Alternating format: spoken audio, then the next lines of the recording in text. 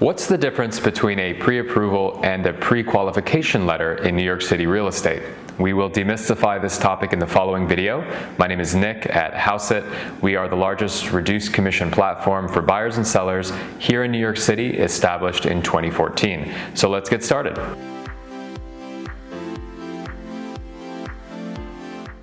So many first-time homebuyers in New York City are quite confused about the difference between a pre-approval and a pre-qualification letter. There's a certain understanding in the marketplace that one of them is more intense than the other as it relates to the implications for a credit pull on your credit score. More specifically, the general understanding is that a pre-approval requires a hard credit pull, whereas a pre-qualification is nothing more than a soft credit pull.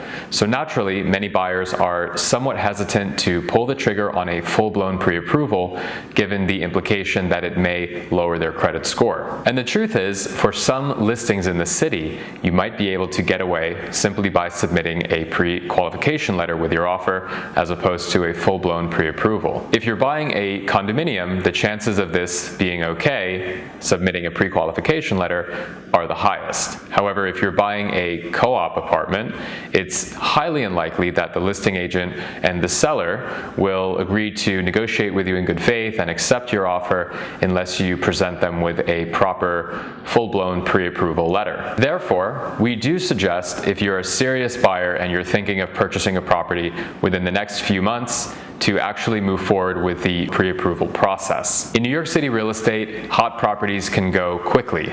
So if you fall in love with a place and you haven't gone through the endeavor of getting the pre-approval, which can take a few days, you might actually lose out on a property simply because you're not prepared. Moreover, a pull on your credit is very healthy, and in fact, it's generally a good thing to have a hard pull from time to time. Furthermore, when you pull your credit multiple times within a 45-day period, it's generally considered to be just one pull for the purposes of your credit score. And so what this means essentially is that you can actually get a pre-approval letter with multiple lenders, and no, it should not count as multiple hard credit pulls. So the implication there is that it won't harm your credit score as much as you may think. The other consideration about a pre-approval versus a pre-qualification letter in New York City is specifically the fact that you don't actually have to use the bank who gives you the pre-approval letter. The pre-approval letter itself serves really only one purpose.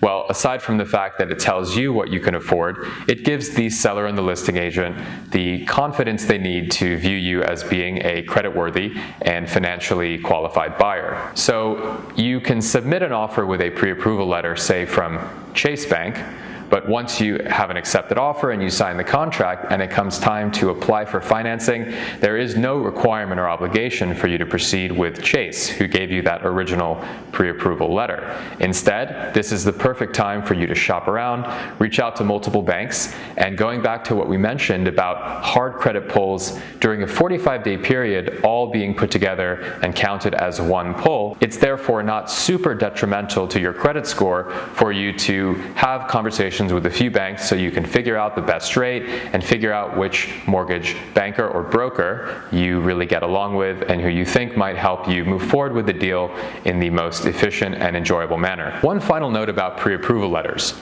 As we mentioned, you can change banks after you have an accepted offer and before you apply for financing. Therefore, it's probably a good idea to request a pre-approval letter from a nationally recognized lender. And the reason being is, during the course of a negotiation, you want the seller and the listing agent to have the utmost confidence in your financial qualifications. And certainly presenting a pre-approval letter from someone like Wells Fargo or Bank of America will really get that message across. Conversely, if you have a pre-approval letter from a smaller lender, while they may be a great bank and there might be nothing wrong with them, it's natural and inevitable that some sellers and listing agents might not be familiar with them.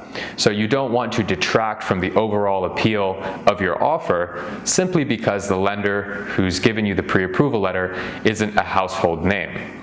Now, of course, if you get the pre-approval letter from a larger bank, you certainly can proceed and apply for financing with that other lender of your choice. This would be done after the contract is signed and the deal is negotiated, so there's really no implication that it may harm you during the course of a negotiation. We hope you found this video helpful. I'm Nick at Housit. Let us know if you're looking to buy in the city. We can help you save up to 2% on your purchase through a Housit buyer closing credit. Check us out, housit.com, and if you like this video, please like, subscribe, leave us a comment, and we'll get back to you as quickly as possible.